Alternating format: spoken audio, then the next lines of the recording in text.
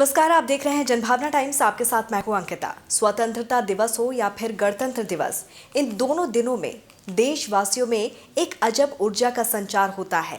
इस दौरान माहौल भी ऐसा बन जाता है कि लोग देशभक्ति में डूबे नजर आते हैं।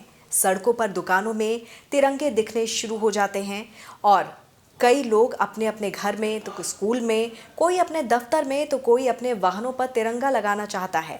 ये देश प्रेम अपने ही देश में देखने को मिलता है। समूचे देश में ये दिन पूरे जोश और देशभक्ति के साथ मनाया जाता है।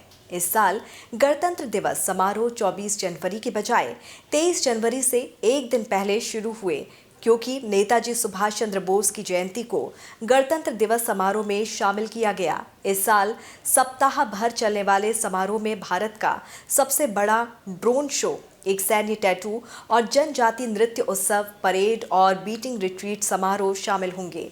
अब आपको बताते हैं कि गणतंत्र दिवस से जुड़ी वो खास बातें जो आपको जाननी चाहिए। 26 जनवरी 1950 को भारत का संविधान लागू हुआ था।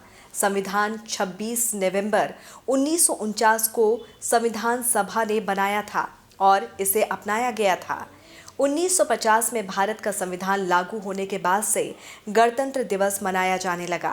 पहली गणतंत्र दिवस परेड 1950 में आयोजित की गई थी। ये इरविन तब के एम्फी थिएटर में हुई थी, जिसका नाम अब मेजर ध्यानचंद स्टेडियम हो गया है।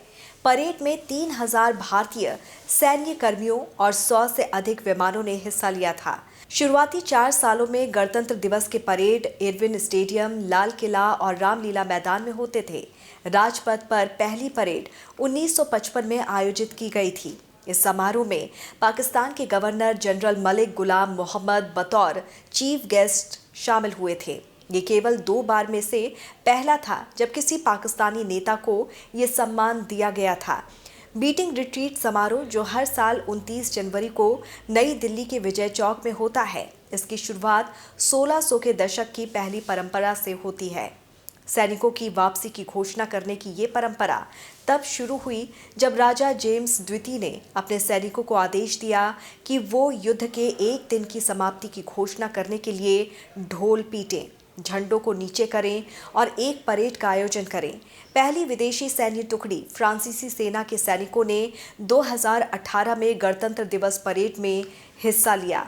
ये बात तो थी हर साल के होने वाले आयोजन की, लेकिन इस बार यानी कि 2023 के गणतंत्र दिवस में क्या है नया, इसे भी जानना जरूरी है। तो आपको बता दें कि इस बार 2023 के परेड में यंग एक्सचेंज एंड पार्टिसिपेशन यानी कि YEP कार्यक्रम के तहत अर्जेंटीना की वायुसेना और सेना का एक युवा प्रतिनिधि मंडल 74वें गणतंत्र दिवस समारोह में शिरकत करने जा रहा है। इस बार संयुक्त राज्य America, United kingdom, Canada, France, Japan, संयुक्त अरब अमीरात, Oman, Argentina, Brazil, Australia, New Zealand, Mauritius, Mozambique, Nigeria और सेशल्स सहित 15 देशों से पहली बार युवा प्रतिनिधि मंडलों को आमंत्रित किया गया है। इस साल पहली बार समारोह के लिए सभी आधिकारिक आमंत्रण ऑनलाइन भेजे गए। इस साल के परेड की शुरुआत से पहले राष्ट्रपति को दी जाने वाली 21 तोपों की सलामी पहली बार ब्रिटिश तोपों की बजाय भारतीय तोपों से दागी जाएगी। इस वर्ष के गणतंत्र दिवस का एक खास आकर्षण सिग्नल कोर के डेयर डेविल्स मोटरसाइकिल चालकों का एक ग्रुप है, जिसमें एक महिला अधिकारी शामिल है।